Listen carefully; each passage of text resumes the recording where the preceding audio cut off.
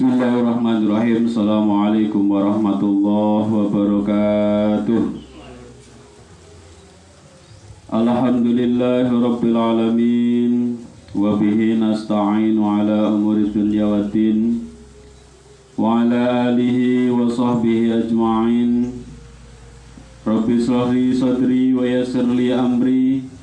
Wahlul 'uqdatam min lisani yafqahu qawli, amma ba'du. Hadratul muhtaramin, para alim, para ulama, bapak yai, ibu nyai, bapak haji, ibu hajah, saudara-saudara sekalian dimanapun berada.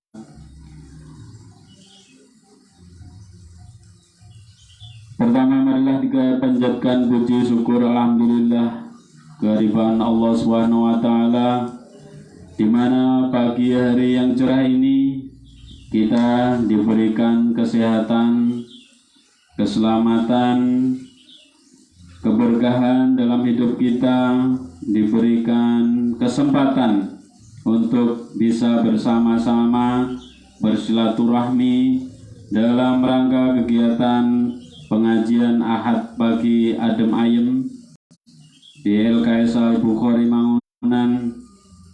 Semoga apa yang kita laksanakan hari ini selalu mendapat petunjuk, selalu mendapat bimbingan dari Allah Subhanahu wa taala, sehingga kita mendapatkan banyak manfaat dari semua apa yang kita lakukan. Allahumma amin.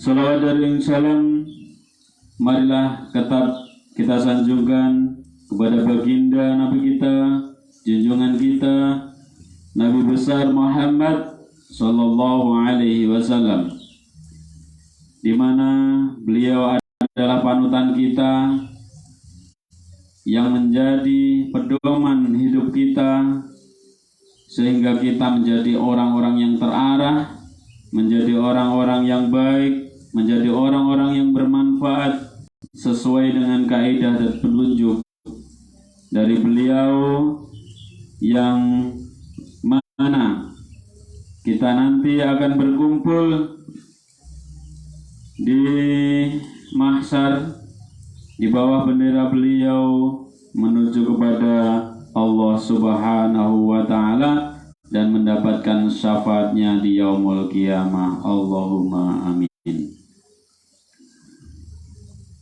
Bapak Ibu, saudara-saudara sekalian yang dirahmati oleh Allah, pagi hari ini kita bertemu di dalam kegiatan pengajian Ahad pagi adem ayem, di mana hari ini adalah kegiatan yang ke-7. Kita akan membahas tentang ayat-ayat Al-Quran yang hari ini adalah surat An-Nas. Baiklah Bapak Ibu sekalian, kita baca bersama-sama. Bismillahirrahmanirrahim. Qul a'udzu birabbin nas, malikin nas, ilahin nas, min syarril waswasil khannas, alladzi yuwaswisu fi sudurin nas, minal jinnati wan nas. Sadaqallahul azim.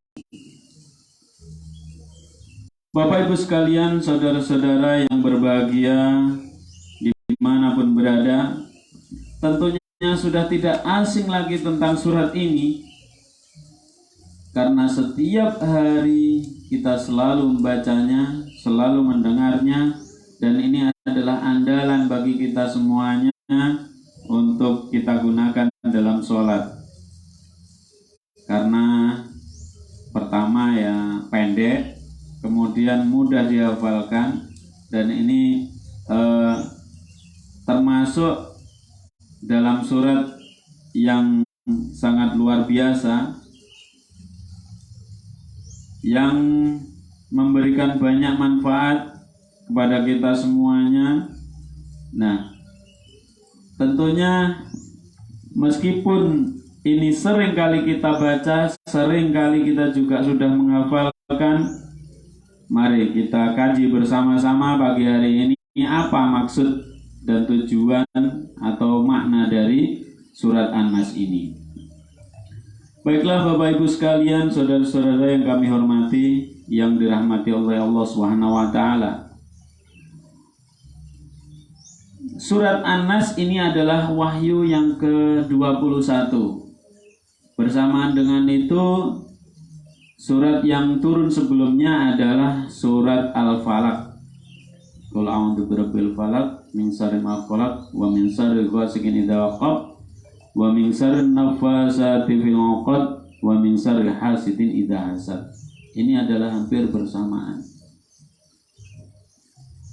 Asbabun nuzul dari surat An-Nas ini adalah ketika Nabi Muhammad SAW mendapatkan kiriman penyakit atau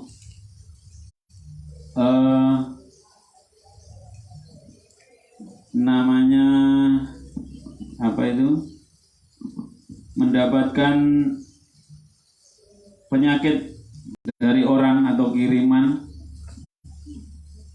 yang biasa kita kenal dengan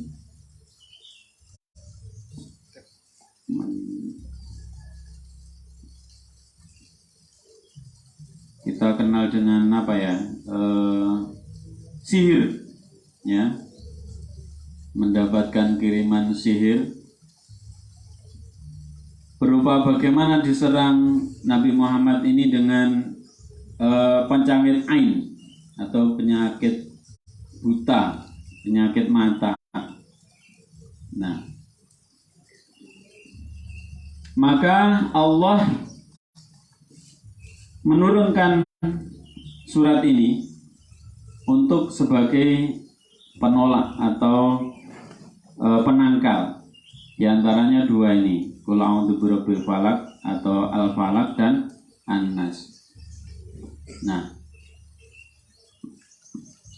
apa makna dari surat An-Nas ini? Dari ayat yang pertama, Bismillahirrahmanirrahim, Qul a'udzu birabbin nas. Qul, katakan hai Muhammad, a'udzu birabbin nas, saya berlindung pada Tuhan manusia. Disambung lagi, Malikin nas, yang merajai seluruh manusia. Ilahin nas, Tuhan atau sesembahan manusia. Nah, langsung berkaitan dengan ini, Allah langsung menurunkan 3 sifatnya.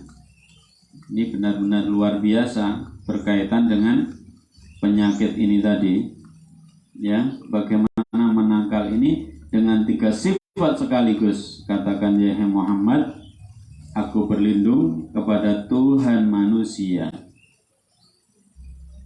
yang merajai seluruh manusia, Tuhan atau sesembahan manusia.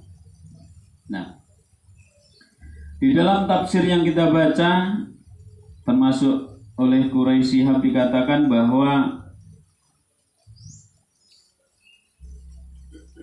Rabbin Nas ini adalah Tuhan yang melindungi manusia atau Tuhannya manusia. Kalau ada yang mengatakan Tuhan manusia atau Rabbin Nas ini Tuhannya anak-anak atau sifatnya yang masih secara umum. Karena manusia ini butuh perlindungan, butuh kenyamanan, butuh dihidupi, ya. Yang memberikan kebutuhan kepada manusia, ya. Nah, ini Rabbin Nas, manusia. Jadi secara umum manusia ini adalah menjadi tanggung jawab Allah di dalam kehidupannya. Sangat tergantung kepada Allah. Ini masih anak-anak. Kemudian dilanjutkan Malikin Nas. Ini Tuhan tafsirnya adalah orang-orang dewasa. Orang dewasa ini sudah agak kemelelet begitu, merasa berkuasa, kemudian merasa kuat, ya, sudah merasa menguasai, ya. Ini sifat yang lebih tinggi daripada manusia anak-anak itu tadi, atau sifat secara umum, pengen menguasai, rumongso kuat, ya, rumongso bisa, dan seterusnya. Nah, makanya ini harus ada Malikin Nas yang merajai manusia. Meskipun orang atau manusia ini bisa, mampu, kuat, menguasai, tetapi masih ada yang di atasnya lagi. Jadi masih dikuasai oleh Allah Subhanahu wa taala. Selanjutnya Ilahin Nas. Ilahin Nas, Tuhan atau sesembahan manusia. Ini sifatnya sudah tua. Bagaimana? Manusia yang sudah tua ini rata-rata pemikirannya sudah berbeda. Sifat keduniawiannya sudah mulai berkurang. Mulai kekuatannya mulai berkurang. Ambisinya mulai berkurang, ya. Kemampuan dalam tenaganya, usahanya sudah mulai berkurang, sehingga berbondong-bondong untuk kembali kepada Allah. Nah, ini kalau di kita secara umum, kalau yang biasa sudah mulai tua begitu, mulai sregep untuk beribadah, mulai sregep ke masjid, ya, mulai sregep ngaji, ikut kegiatan-kegiatan pengajian. Nah, mulai mendekatkan diri kepada Allah. Karena apa? Manusia yang sudah tua ini akan kembali kepada Allah, sehingga ini dikatakan bahwa Ilahin Nas, Tuhan sesembahan manusia ini tingkatnya adalah tingkat yang lebih tua, begitu.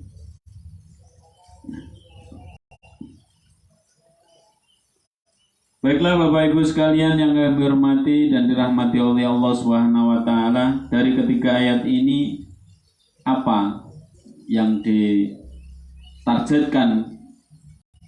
Yang pertama, meminta perlindungan kepada Tuhannya manusia, kemudian yang merajai manusia, kemudian yang Tuhan yang menjadi sesembahan manusia ini untuk apa? Dilanjutkan dengan ayat selanjutnya, min syarril waswasil khannas, dari kejahatan bisikan setan yang biasanya bersembunyi. Nah, kita meminta pertolongan atau perlindungan dari Allah ini atas kejahatan, ya, kejahatan bisikan yang membisik pada kita itu, ya, ada yang baik, ada juga yang buruk. Tapi ini kita minta perlindungan atas bisikan yang buruk dari setan. Setan itu bersembunyi di mana saja. Orang yang jelek itu juga dibisiki untuk selalu berbuat jelek. Karena setiap manusia itu diikuti oleh setan, ya, oleh jin, namanya korin. Jadi pasti setiap manusia itu ada pembisik yang namanya korin. Korin itu selalu membisiki hal-hal yang jelek. Nah, kita selalu meminta perlindungan dari bisikan ini. Ya, kalau bisikannya baik ya nggak usah minta perlindungan. Tapi ini kaitannya dengan bisikan-bisikan yang jelek. Nah, kita tidak tahu persis bagaimana bisikan ini menggelayut pada kita. Bahkan di dalam kebaikan pun, misalkan kita tidak bisa dibisiki dengan hal-hal yang jelek, maka dalam kegiatan-kegiatan yang baik pun akan mendapatkan bisikan yang tidak baik. Nah, target dari setan ini yang pertama adalah ingkar atau kita tidak melaksanakan kebaikan atau perintah-perintah Allah dan menjauhi larangan. Jika ini tidak terjadi, maka bisikannya adalah jangan sampai melakukan. Nah, jangan melakukan hal yang baik. Ini. Makanya kita harus hati-hati dengan bisikan-bisikan yang ada di dalam dada kita, dalam pikiran kita. Nah, siapa yang bisa melindungi? Ya Allah. Ya, yang selalu membimbing kita ini Allah. Sehingga kekuatan jahat dari bisikan ini semoga selalu tersingkir dari diri kita, sehingga kita tetap di dalam kebenaran. Baiklah Bapak Ibu sekalian yang kami hormati, yang dirahmati oleh Allah Subhanahu wa taala. Setan ini memang luar biasa, ya. Luar biasa. Karena apa? Diciptakan dari api, ya, pinter, dan juga taat pada Allah. Tetapi ada salah satu yang sangat tidak benar, yakni sombong, takabur, merasa paling benar. Buktinya apa? Semua makhluk di dunia ini, termasuk malaikat, jin, setan, ya, semua diperintahkan oleh Allah untuk bersujud kepada Nabi Muhammad. Semuanya bersujud. Tetapi hanya setan ini yang tidak mau. Kenapa? Karena dia pintar. Setan ini pintar. Alasannya, ya Allah, Nabi Muhammad kan baru dibuat, ya, baru engkau ciptakan, dan juga dibuatnya juga dari tanah, tidak bagus-bagus amat dari tanah. Saya kan dari api. Kenapa saya harus bersujud kepada Muhammad? Nah, bukan persoalan pinter, bagus, ya, baik, sempurna dan seterusnya. Tetapi perintah Allah itu adalah satu bentuk pengabdian atau ketaatan kita, ketaatan makhluk pada Allah. Nah, Allah memerintahkan semua makhluk untuk bersujud kepada Nabi Muhammad. Ini adalah satu bentuk perintah. Lah, taat atau enggak bukan persoalan baik, buruk dan seterusnya, tetapi ini bentuk ketaatan kepada perintah Allah. Lah, setan tidak taat, tidak mau kalau mau bersujud pada Nabi Muhammad, karena dia merasa pintar, merasa baik, merasa dahulu dan seterusnya. Nah, ini juga ada di dalam sifat-sifat manusia. Saya pintar, saya kuat, saya kaya, saya bisa, ya, dan seterusnya. Nah, sehingga sifat-sifat yang seperti ini selalu muncul ketika di dalam keburukan, bahkan di dalam kebaikan. Nah, orang-orang yang baik ini berbahaya. Orang-orang yang rajin beribadah ini berbahaya. Orang yang rajin sedekah ini bahaya. Bahayanya mudah untuk dipengaruhi oleh setan, ya, dengan sifat sombongnya. Wah, saya kan sudah biasa memberi, ya. Kamu lo nggak pernah, ya. Kapan kamu sedekah? Nah, ini menjadi sifat yang buruk. Maka oleh Allah sifat-sifat yang seperti ini bila dilakukan oleh manusia, terhapus semua amal ibadahnya. Nah, kan nganggur, ya kan? Ada juga yang setiap hari sholat tertib, akhirnya melihat orang lain itu, loh, kamu nggak sholat terus keluar jodoh aja, terus mlebu neraka. Nah, kenapa harus menghakimi orang lain? Itu kan haknya Allah. Sehingga ini penting kita pahami bahwa apa yang kita lakukan yang baik ini sangat rentan dipengaruhi oleh setan atau bisikan-bisikan ini. Tidak hanya hal keburukan, ya, tapi kebaikan pun akan dipengaruhi oleh setan sehingga menjadi sombong. Nah, ini kita harus hati-hati. Jangan sampai kita melakukan sudah luar biasa, guys, rawagab, tekun, ibadah, menjadi orang baik, akhirnya memandang orang lain jelek, ya, tidak baik, dan seterusnya. Jangan sampai itu terjadi pada kita, karena Allah itu maha membolak-balikkan. Ada orang yang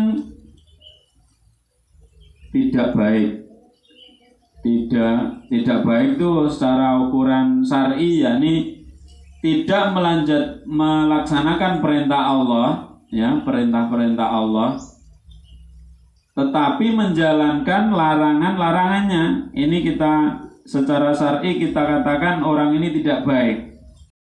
Nah, tetapi Allah bisa saja merubah mereka itu menjadi orang yang baik, mendapatkan hidayah, petunjuk dari Allah. Ternyata setelah melakukan kejahatan, keburukan, tidak sholat, ya, tidak mau ngaji, melakukan perbuatan-perbuatan yang haram, yang salah, kemudian merasa bersalah dan bertobat, maka Allah langsung memberikan maghfirahnya, mengampuninya, ya.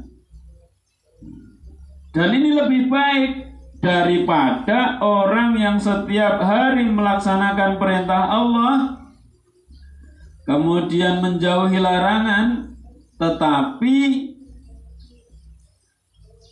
di akhirnya dia melakukan kesalahan, menganggap orang lain salah, menganggap orang lain tidak baik, atau menganggap dirinya paling baik. Ya kan?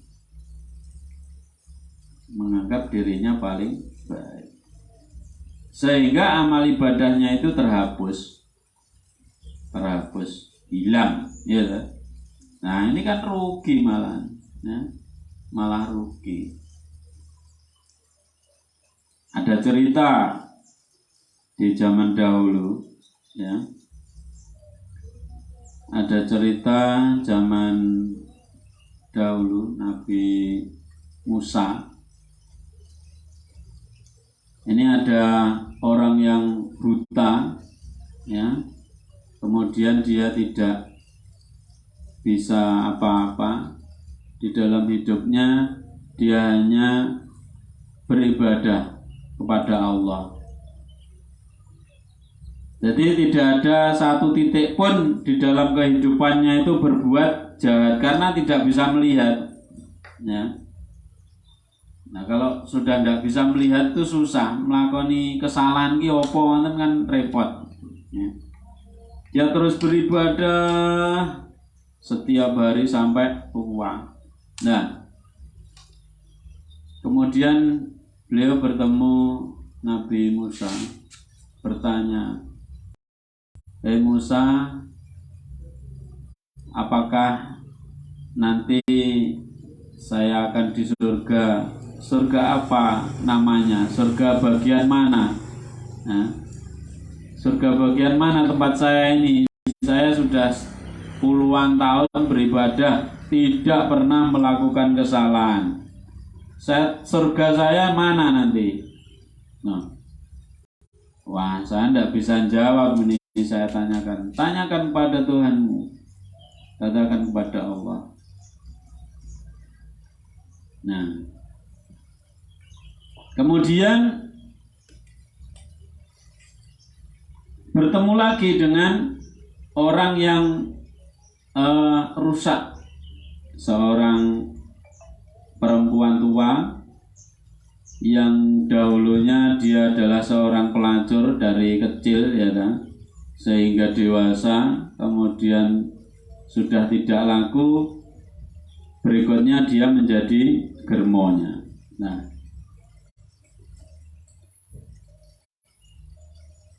ya Nabi Musa,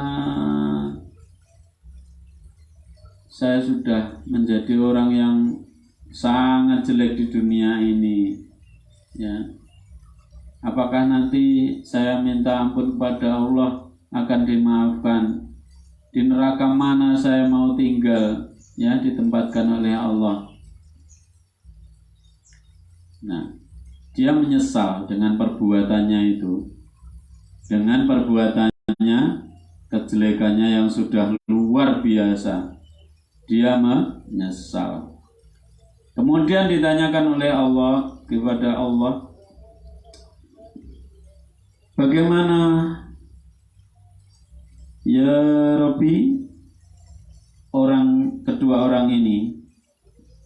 Yang pertama, yang selalu beribadah itu nanti dia akan masuk neraka di akhir hayatnya. Kemudian yang kedua, yang orang perempuan itu yang sudah tua, yang dosanya menumpuk seperti gunung,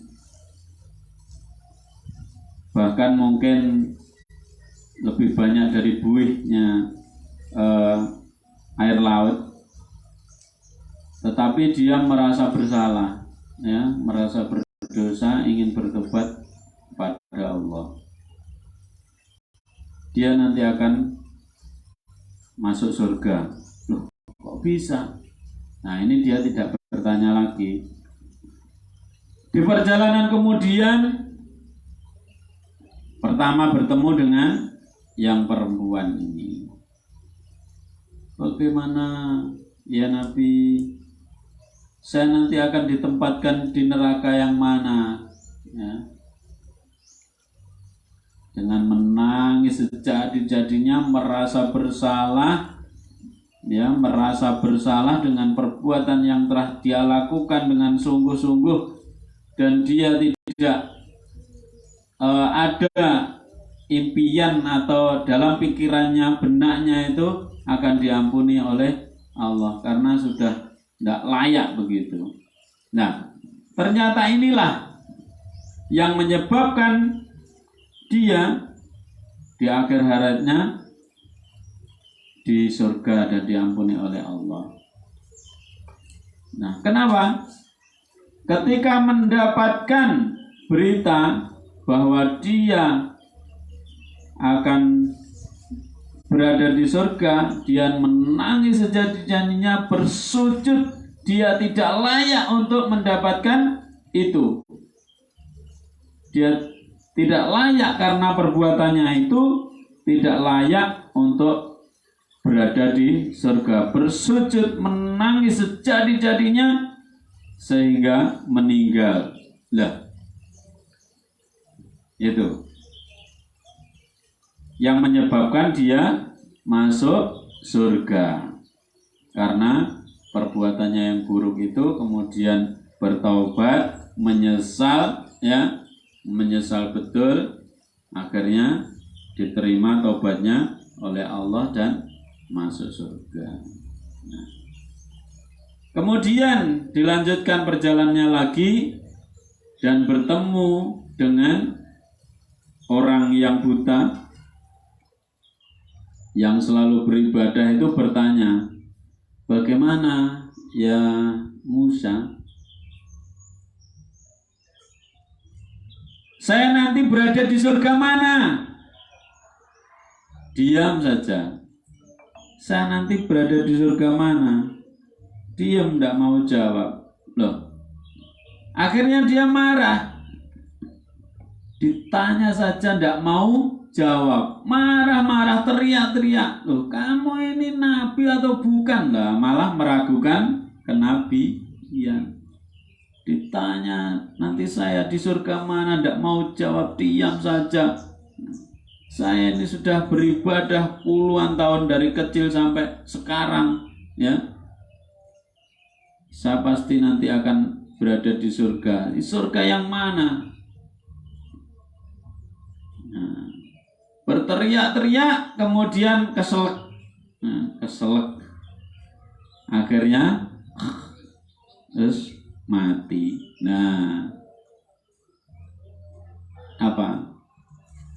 Ibadahnya selama hidupnya ini sia-sia, ternyata pada akhirnya dia malah menjelek-jelekan Nabi. Nah, ini ya kan bahaya. Makanya kita harus berhati-hati apabila kita beribadah dengan sungguh-sungguh, rajin dan seterusnya.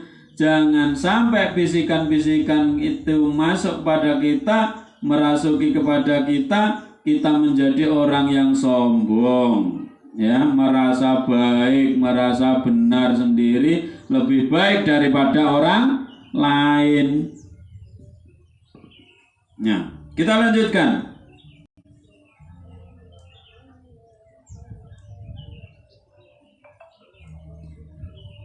Min syarril waswasil khannas alladzi waswisu fi sudurin nas, yang bisikan keburukan ke dalam dada manusia. Nah, itu tadi. Alladzi waswisu fi sudurin nas. Yuwaswis ini termasuk diantaranya adalah waswas. Waswas itu khawatir.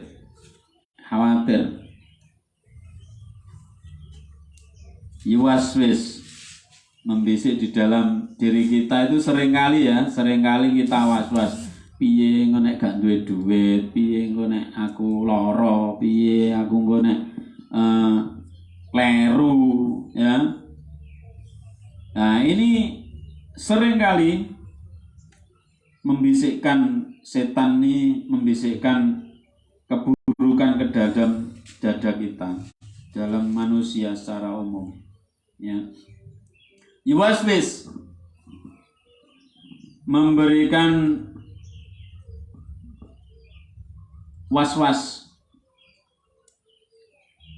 kepada kita. Nah, sehingga diri kita menjadi bimbang untuk berbuat baik. Kadang sik tongko aku sik nom, sik nom, sik sehat. Engko iki sik repot iki. Engko enek ibadah, engko enek salat, ya. Membisikkan.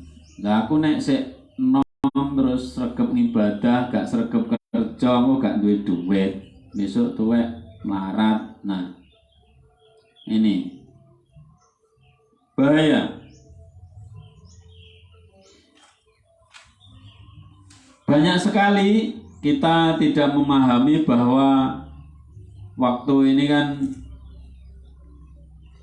terserah Allah. Mau sekarang, mau besok, mau lusa, mau bulan depan, nah itu terserah Allah. Ketentuannya ada pada Allah. Tetapi kita seringkali khawatir. Aku nek gak kerja, aku gak mangan, ya. Loh. Hidup manusia itu sudah ditanggung oleh Allah 100%. Bagaimanapun kondisinya, dijamin rezekinya oleh Allah. Tidak hanya manusia, semut, ya, hewan-hewan yang kecil-kecil melata yang berada di mana saja, di air, di udara, di tanah, itu semuanya diberikan rezekinya oleh Allah. Ya, yang kecil, yang banyaknya luar biasa itu, dan juga yang besar juga. Seperti gajah itu besar, makanannya banyak, tetapi juga tetap diberikan rezeki kecukupan oleh Allah. Bekerja ini adalah suatu sarana, ya, sarana bagaimana kita mendapatkan rezeki. Tetapi jangan engkau jadikan bekerja ini menjadi tumpuan bahwa Allah tidak akan memberikan kamu rezeki. Nah, ini harus dipahami betul.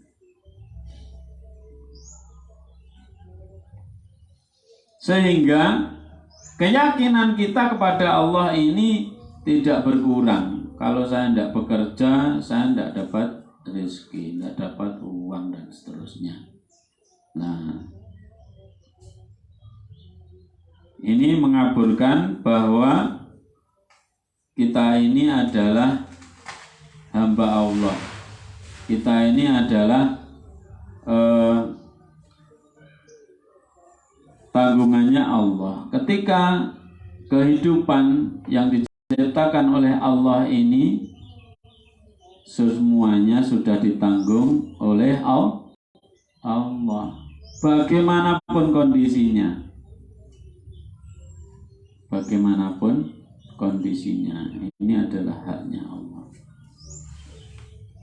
Tetapi setan selalu dengan alasan ini membisikkan kepada kita, ya, was-was tadi, ya, membisikkan keburukan-keburukan kepada kita.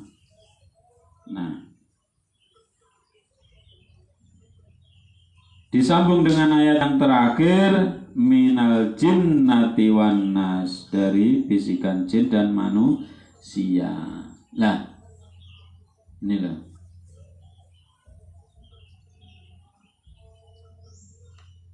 Yang membisikkan kepada kita ini tidak hanya jin, ya, tidak hanya jin, tapi juga manusia itu juga bisa memberikan kontribusi keburukan kepada kita, ya, bentuknya itu loh. Bentuknya itu bisa manusia yang kelihatan bersama kita setiap hari, dan juga dari jin yang tidak kelihatan, berarti hanya yuwaswis di dalam hati kita, ya. Kita tidak tahu bentuk dan rupanya karena jin ini adalah makhluk yang gaib, tidak kelihatan. Nah,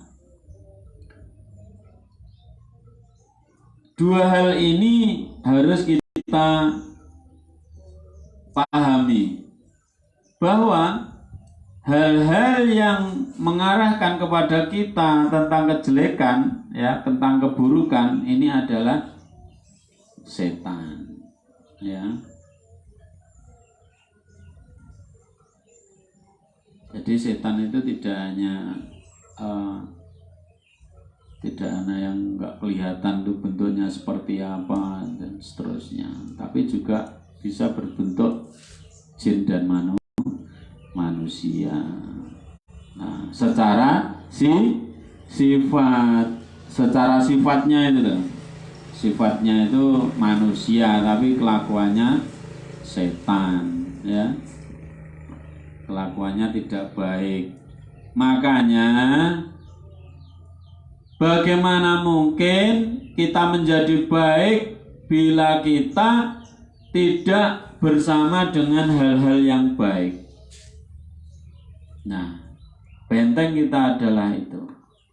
Bila kita pengen menjadi baik, maka berpikirlah yang baik. Lakukan hal-hal yang baik. Bertemanlah bersama orang-orang yang baik di tempat-tempat yang baik. Ini untuk menghindari hal-hal keburukan, ya.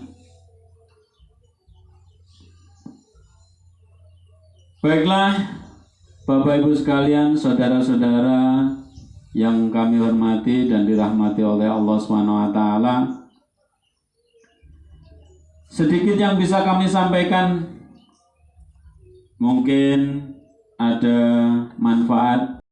Semoga nanti bisa memberikan pencerahan kepada kita bagaimana kita selalu berlindung pada Allah dari godaan setan yang terkutuk, dari bisikan-bisikan setan, bisikan yang tidak baik, ya, di dalam keburukan maupun dalam kebenaran, yang menjauhkan kita dari sifat was-was, dari bentuknya yang jin maupun dari manusia. Mari kita selalu berdoa, berusaha bagaimana menjadi orang-orang yang baik di sisi Allah, di sisi manusia, dan juga bisa memberikan keberkahan untuk kita semuanya, rahmatan lil alamin.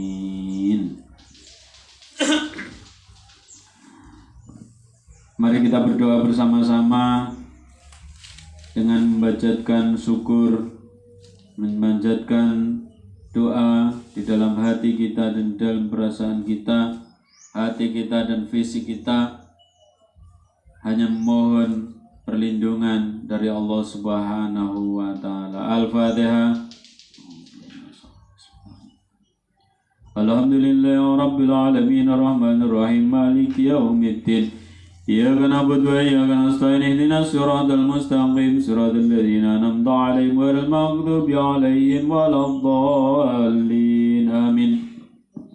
اللهم صل على سيدنا محمد وعلى آل سيدنا محمد وسلم ورضي الله تبارك عن كل صلاة رسول أجمعين والحمد لله رب العالمين.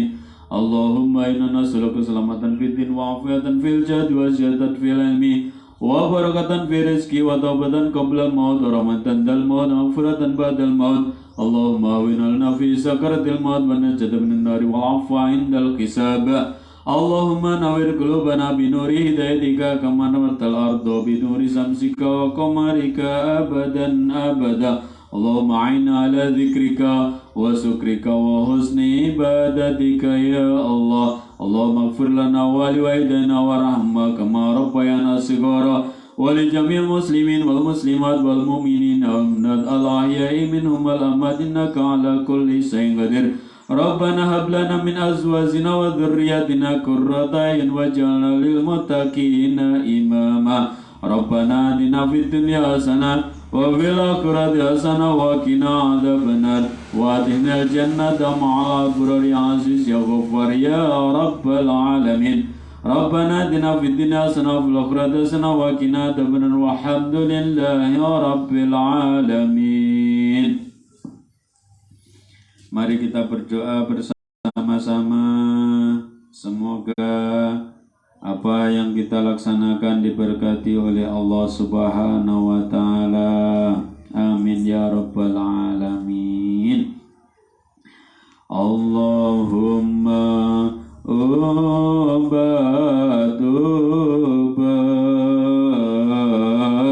isa nyandang isa mangan isa liwat. Moga-moga paringi selamat.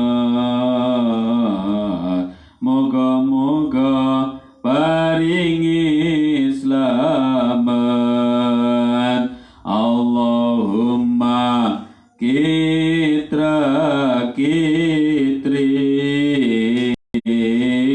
suke sawa suke pari suke sapi